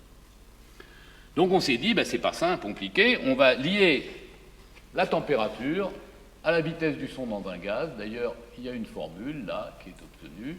Gamma, c'est le fameux gamma des gaz, peu importe. Les coefficients, tout ça à côté, c'est calculable. Il n'y a plus qu'à. Alors, d'abord, ça va marcher à pression nulle. Mais à pression nulle, il n'y a plus de gaz. Et s'il n'y a plus de gaz, il n'y a plus de son. Bon, donc on va le faire à pression non nulle et on va extrapoler à pression nulle. C'est un petit peu compliqué. Deuxième élément, évidemment, on ne va pas mesurer la vitesse du son en faisant un écho, parce que là, on n'aura jamais une incertitude du millionième ou de mieux. On va se mettre dans un instrument de musique et on regardera la fréquence de résonance de l'instrument de musique. Donc dans une cavité, donc on verra la fréquence de résonance, mesure de fréquence, 10-10. Tout va bien, on mesure la fréquence. Ah oui, mais entre la fréquence et la vitesse du son, il faut connaître la géométrie. Ah, mais la géométrie, à 10-7, on ne va pas y arriver non plus. Alors c'est là qu'il y a un truc. On prend une cavité, une sphère par exemple, celle qui est ici, mais ça peut être fait avec autre chose qu'une sphère, si vous voulez, et on va garder la même sphère, après avoir mesuré la fréquence des ondes sonores, mais on va enlever le gaz. Et on va s'être arrangé pour que cette sphère, ce soit aussi une cavité résonante pour l'électromagnétisme, qu'on puisse dedans faire des ondes électromagnétiques. En gros, des micro-ondes, la plupart du temps. Comme ce qui génère les micro-ondes dans votre four. C'est exactement la même chose, c'est une cavité micro-ondes. Et on va mesurer la fréquence de résonance des ondes électromagnétiques dans cette cavité. Et si on connaissait la géométrie, on en déduirait la vitesse des ondes électromagnétiques dans cette cavité qui est vide, hein, on est d'accord, on a enlevé le gaz. Ah, mais la vitesse des ondes électromagnétiques dans le vide, je la connais, c'est C. Donc si j'ai mesuré la fréquence et que je connais C, je peux en déduire la géométrie. Et si j'ai la géométrie, avec la fréquence des ondes acoustiques, je peux en déduire la vitesse du son. En gros, si c'est la même cavité, ça s'élimine. Et donc je mesure la vitesse du son en unité de vitesse de la lumière. Bon, alors, c'est vrai que les ondes sonores, les gaz, les molécules ont tendance à se coller à la paroi, donc à modifier un peu la géométrie. C'est vrai que les ondes électromagnétiques, elles ont tendance plutôt à rentrer un peu dans la paroi. C'est de l'effet de peau, des choses de genre. Mais ça, c'est ce qui explique qu'entre le principe et la mesure, il se passe 10 ans, si vous voulez, de travail. Mais ça ne remet pas le principe en cause. Et c'est comme ça qu'on peut aujourd'hui matérialiser le mieux les températures autour de l'ambiance. Alors il y a d'autres changements prévisibles pour le futur. Il y a les horloges, il y a la seconde, parce que la seconde, c'est quand même bizarre, le césium. Le césium, c'est une onde électromagnétique micro-onde, date de plus de 50 ans. La seconde a 50 ans. Les micro-ondes, c'est votre four à micro-ondes 10 GHz. 10 GHz, c'est vraiment, oui, c'est même moins en fréquence que votre four à micro-ondes. Non, c'est plus. Non, c'est moins que votre four à micro-ondes. C'est 49 gigas plutôt, votre four à micro-ondes. Alors, on a des horloges optiques sur des transitions atomiques qui sont dans le domaine visible. 500 THz, 50 000 fois plus en fréquence. Et donc, actuellement, on étalonne des oscillateurs rapides sur des oscillateurs plus lents. C'est quand même un peu étonnant comme principe, si vous voulez. Dans votre ordinateur, vous avez un truc qui oscille très très vite, et puis quand vous voulez une fréquence plus basse, ben vous prenez 1 point sur 2, 2 points sur 3, etc., des choses de genre. Là, vous avez une horloge à césium, et vous devez étalonner un truc qui va 50 000 fois plus vite. C'est compliqué. La façon dont on fait, c'est on prend l'oscillateur lent, on le multiplie par une quantité connue, et on essaie de le comparer et de le faire battre avec... Ce qui est bien, c'est que la physique est sympa. Quand vous prenez un système non linéaire, vous multipliez une fréquence par une quantité entière connue. Pour ceux qui font un peu de science, quand vous avez sinus oméga t, si vous prenez sinus oméga t au carré, ça vous fait cosinus 2 oméga t, et vous n'avez pas de doute sur le 2. D'ailleurs, on a vérifié, nous, que c'était 2. On a mesuré 2 à 10-18 près, je vous assure. Enfin, pas moi, mais en métrologie, on ne va pas se contenter de dire que c'est vrai. On va vérifier que dans le cas pratique, ça l'est aussi. Alors de 2, bon, avec des systèmes un peu plus astucieux et non linéaires, on fait 50 000 et il n'y a pas de difficulté. Mais ce serait tellement mieux de prendre directement des horloges optiques, qui sont les rouges ici, plus stables, parce que depuis près de 15 ans, elles sont 100 fois plus stables que les horloges à césium, qu'on a quand même beaucoup améliorées, mais bon, pas à ce point. Et donc on s'attend à un changement probable des définitions. La difficulté, c'est qu'après, il faut mettre en œuvre la définition. Alors, vous avez bien compris, atome de césium, un photon, un atome, absorption, fréquence. Oui, ça commence par on considère un atome immobile isolé dans le vide. Comme on dit, ça s'appelle Gedankenexperiment. C'est-à-dire que c'est une expérience de pensée. Les métrologues, nous, on a besoin d'un truc opérationnel, qui s'appelle un étalon. Donc on va considérer 1 million d'atomes, à peu près immobiles, un peu dans le vide, et puis malheureusement, sans doute en orbite, parce que s'ils sont à la surface de la Terre, ils tombent. Donc ils ne sont pas isolés. Mais on y arrive, et on fait tout ça, et on va y arriver. Aujourd'hui, on sait comparer des horloges atomiques entre elles, dans un réseau de fibres optiques à l'échelle européenne, à mieux que 10-17 près, en valeur relative. Alors, ça commence à être intéressant, parce que 10-17, 10-18, il y a des phénomènes perturbateurs qui sont liés à la gravitation universelle. C'est-à-dire que quand vous prenez une horloge atomique et qu'elle est dans un champ de pesanteur, un atome dans un champ de pesanteur, la relativité générale nous dit, attention, avec la gravitation, sa fréquence varie avec le champ de gravitation. Donc avec l'altitude sur Terre. Ça ne varie pas beaucoup. Mais ça varie d'à peu près 10-18 par centimètre, ou 10-17 par centimètre. C'est écrit là, donc il faut que je vérifie. 10-18 par centimètre. Et vous voyez, comme on arrive vers les 10-18, 10-17, on commence à voir cela. D'ailleurs, on utilise les horloges atomiques aujourd'hui pour cartographier la géodésie de la Terre. C'est l'inverse. Vous avez une fréquence, vous la mesurez, vous en déduisez le champ de pesanteur, avec une incertitude évidemment. Alors, maintenant, puisque j'ai mangé pas mal de temps des questions, je vais poser les questions moi-même. Frequency asked questions. Et si les constantes ne le sont pas, qu'est-ce qu'on fait? D'abord, il y a des théories qui disent que les constantes ne le sont pas. Simplement, ces théories, elles ne sont pas vérifiées expérimentalement. Et vous avez compris ma construction scientifique. J'observe, je théorise, je prévois et je vérifie. Alors, ne sont pas vérifiées expérimentalement, on n'a pas vérifié qu'elles étaient fausses, on n'a simplement pas vérifié qu'elles étaient vraies. C'est même pas faux. Tout ce qu'on peut dire. Okay. Si déjà je vous ai mis ça dans la tête, un truc qui est même pas faux, et c'est tout ce qu'on peut dire, formidable, ce soir, formidable. Il y a des juges de paix. Il y a quelques constantes dans la physique classique, certaines quantiques, pardon, qui ont plus de 100 ans, notamment la constante de structure fine, introduite par Sommerfeld, qui sont sans dimension. Alors ça, c'est formidable, parce que ça ne dépend pas du système d'unité. Donc celle-là, si on regarde dans différents systèmes d'unité au cours du temps, si elle varie ou pas, c'est formidable. Parce qu'on a beau changer les définitions, ça n'affecte pas ces constantes. On devrait pouvoir voir ces points-là. Eh bien, pour la constante de structure fine, c'est pas si clair que ça qu'elle varie pas.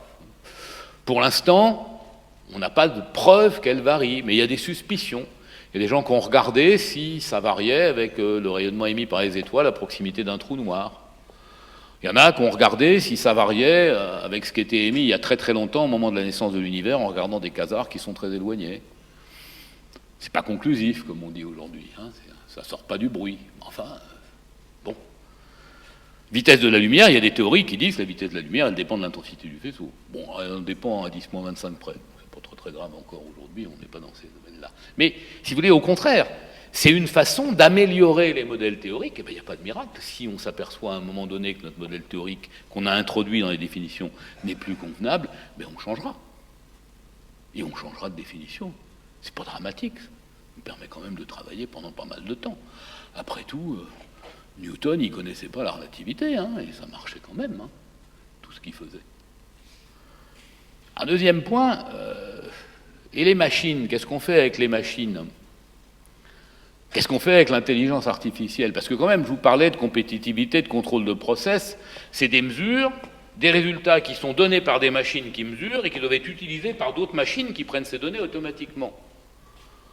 En fait, la question, c'est qu'est-ce que c'est la métadonnée résultat de mesure ? Est-ce que c'est simplement valeur numérique ? Non. Est-ce que c'est simplement valeur numérique, unité ? Non. Valeur numérique, unité, incertitude, ça commence déjà à être mieux. Mais il faut aussi principe de mesure, au cas où il y a un biais, au cas où c'est un essai, au cas où la grandeur soit définie par le mode opératoire lui-même. Et ça, c'est pas si facile à coordonner à l'échelle internationale. Il y a beaucoup de travail là-dessus. Deuxième élément, et que penser de la métrologie citoyenne ? Alors c'est quoi la métrologie citoyenne ? La métrologie citoyenne, c'est les 20 000 Parisiens qui ont acheté à 100 € pour les plus paresseux, 20 € pour ceux qui savent bricoler, un détecteur de particules, et qui l'ont mis sur leur balcon. Et qui échangent, big data, facile, leurs résultats de façon extrêmement régulière. Bon, c'est vrai que 20 000 points de mesure par rapport aux à peu près 110, je crois, dans ce domaine-là d'AirParif, AirParif a du mal quand même à s'aligner. Alors, ceux d'AirParif sont quand même nettement plus contrôlés et mieux établis que les précédents. Mais est-ce qu'en mesure, le nombre fait la force ? La réponse, c'est un peu parfois. En tout cas, ça vaut la peine de s'interroger là-dessus, si vous voulez.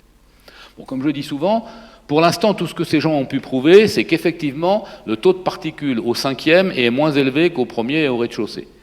Ce qu'une observation attentive des crépis d'immeubles parisiens montre assez rapidement, si vous voulez. Donc, il n'y a pas de souci.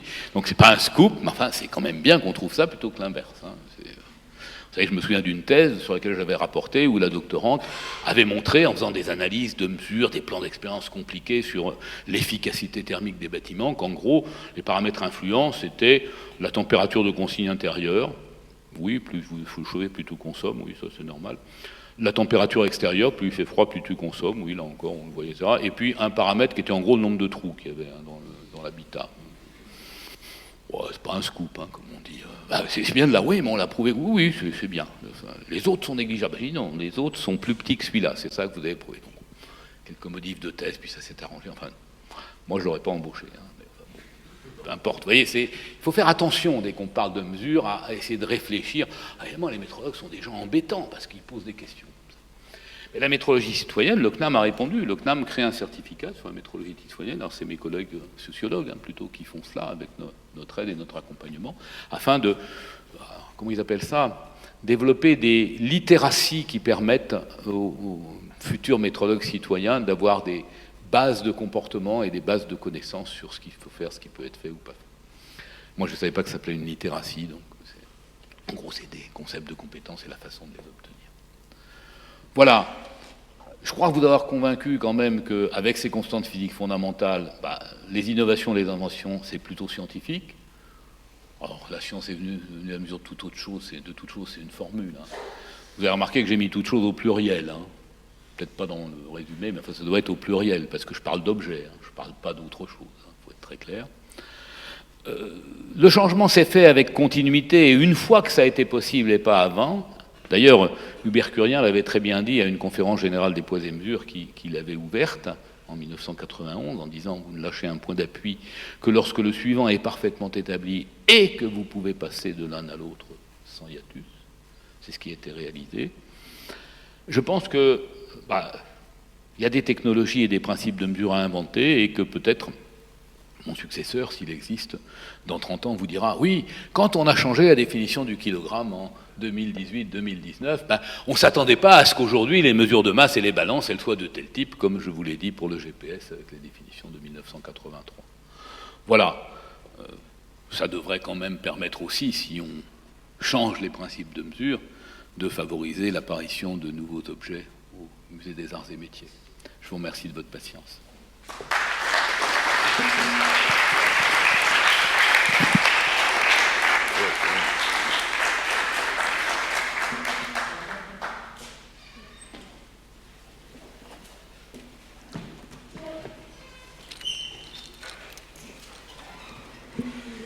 Moi, il y a une option à prendre. Soit on prend des questions, je comprends qu'un certain nombre d'entre vous n'aient plus le temps, mais on peut peut-être en prendre une ou deux si elles sont concises, et on compte sur Marc pour faire une réponse qui le sera aussi. Vous n'avez pas de chance, parce que le cours que je remplace ici quelque part, lui, il fait 2 heures. C'est un peu compliqué.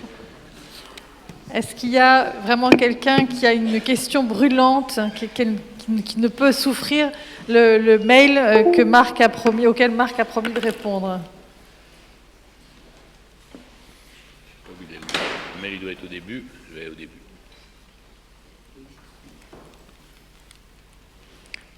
Bon, je crois que vous avez été tellement clair et complet que... Vous avez bien fait de faire frequency asked questions. Merci beaucoup.